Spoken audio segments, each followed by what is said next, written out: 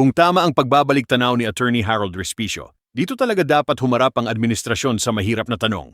Noong 2024 SONA, ipinakita bilang mga matagumpay na proyekto ang flood control projects, habang malinaw rin ang panawagan na dapat makulong ang mga korap sa gobyerno.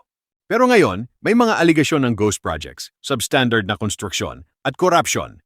Kaya ang tanong, kung may anomalya nga, sino ang mananagot? Hindi pwedeng puro ribbon cutting at accomplishment report, dapat may accountability.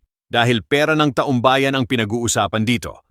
Mga kababayan, kung gusto ninyo ng mga reaction, bagong balita at trending na usapin, huwag kalimutang mag-subscribe sa Pinoy Trendline TV.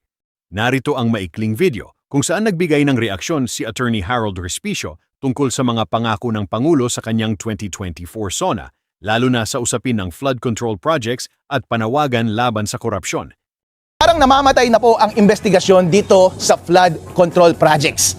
At ang naririnig po natin na istorya ngayon, lalo na po sa SONA, ni BBM, ang sinasabi po niya ay ipakulong po natin, ipapakulong po natin, malapit na po na ipapakulong na natin ang lahat ng nagnakaw ng pera ng taong bayan pagdating sa flood control project na iyan. Alright sir, gawin nyo na po. Pero po, balikan po natin ito mula sa umpisa. Naalala nyo po ba yung mga nakaraang SONA ni BBM?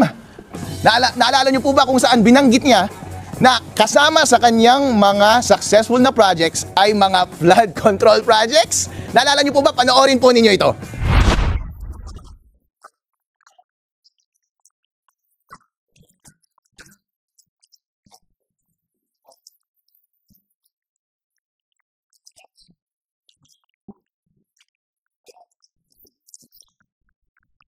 Ayan po, pagkatapos po ng SONA na yan na ginawa ni BBM, diyan na po lumabas yung mga iskandalo pagdating sa flood control dahil nagkabaha-baha na po tayo dito sa Metro Manila.